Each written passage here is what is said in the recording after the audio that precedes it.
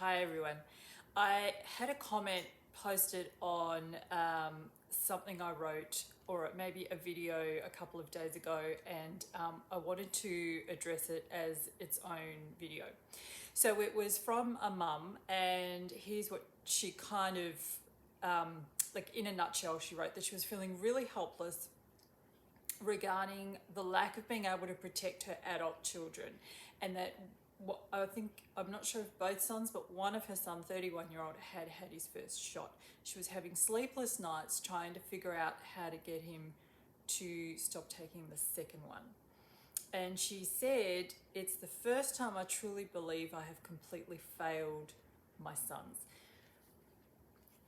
There's a lot there, and so many of you are feeling it, right? There's so much to address. It's a really, really actually great topic. This feeling of ownership that we have towards children is the first problem, really. So, obviously, beings are birthed through you. A physical body is birthed through you. And the amalgamation of that body and a soul together creates the human being that is in front of you. Because you have physically birthed this child, or because you have adopted this child, or because this child has come into your life and you have helped to care for this child, help to physically nurture, feed, clothe, do all the things that go into the creation of an adult human being, there is this sense of ownership. That's the first thing to look at, is that very sense of owning, of ownership, because really that's what we're talking about when we feel that we have, well, it's twofold. It's a sense of ownership, so that I surely must be able to continue to have a form of control over your decisions. And it's this sense of responsibility that comes with that ownership of parent-child, and that comes with that hierarchical structure within families. What relation are you to me? And that's my level of responsibility to you. There is a healthy level of responsibility that we all have towards each other, which most of us actually don't have. We're moving towards it now.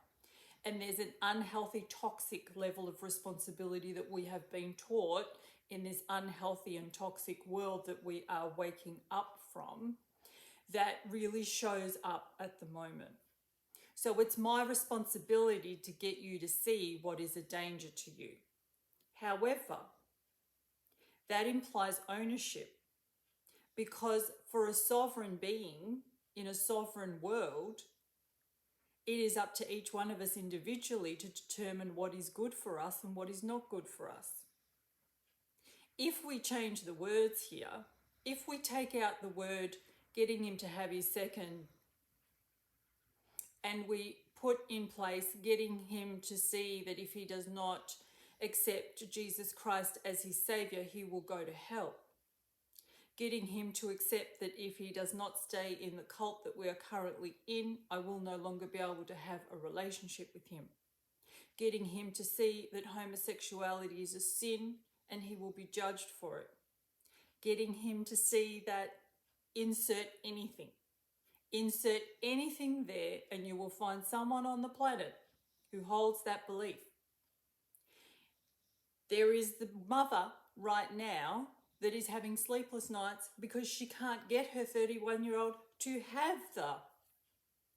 And then there is the mother who is having sleepless nights because she can't get him to not have it. And the take-home message for whatever keeps you up at night when it's somebody else's adult life decisions and choices is to have a look at your level and sense of ownership, control in somebody else's life, and level of responsibility. So it is not up to us to determine a soul's journey. This is not what we are here for. I understand, again, it gets clouded. It gets clouded by the relations we have to each other, whether we're in a family, whether we're related, whether we're married to each other, whether we're in partnership, whether all that stuff. It clouds us to hold what our ego does is it's been taught that different interactions, different relationships, different structures of hierarchy exist, and they don't really. They don't really. We just have a body to birth a body. Full stop. After that, your responsibility will always lie predominantly with yourself, with your own soul's journey, and with your own choices. Is it ideal that you are a good role model to your children? Absolutely. So what do you model?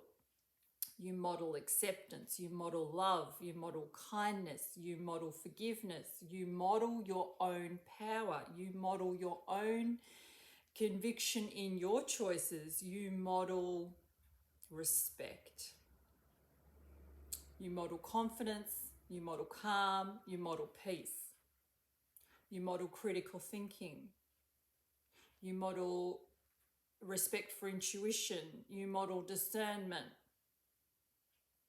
you model a ton of things.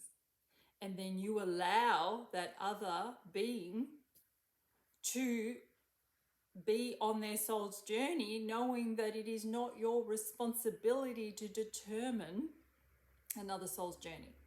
You cannot know their truth. You cannot know another soul's intended journey. Let's face it, we don't even know our own. We are not here to control each other, but that is what we've been doing. We've been living under a structure. We've been living within a slavery program where we all control each other, where whoever has the money has the control, whoever has the power has the control, depending on your skin color, depending on how much control you have, depending on what title someone has given you, mother, father, mayor, government, whatever, teacher. You have control of the people underneath you. It's hierarchical, it's 3D, it's matrix, it's a slavery program. We are moving beyond it. And in order to do that, we must each step into our sovereignty. And for some, that is going to involve not having it. For some, that's going to involve having it. But for all of us, we cannot choose the sovereignty timeline without respecting each other's choices, without respecting the sovereignty. I cannot expect somebody to respect my sovereignty while I am trying to control their choices. If you have been here for a while, you will have heard me say that if my husband had chosen to have it or was intending to have it, it would have been the end of our relationship. This is not control in the sense that I'm talking about. This is purely where your choices affect mine. So if I'm in an intimate physical relationship with somebody, I will not be doing that with somebody that has had that, because I choose not to have it in my body. I choose not to have it in my life. So that is where his choices come into contact with mine, and that is the only person on the planet that I have any sense of, okay, so what are you doing? Because that will have some bearing on what I'm doing. Everybody else,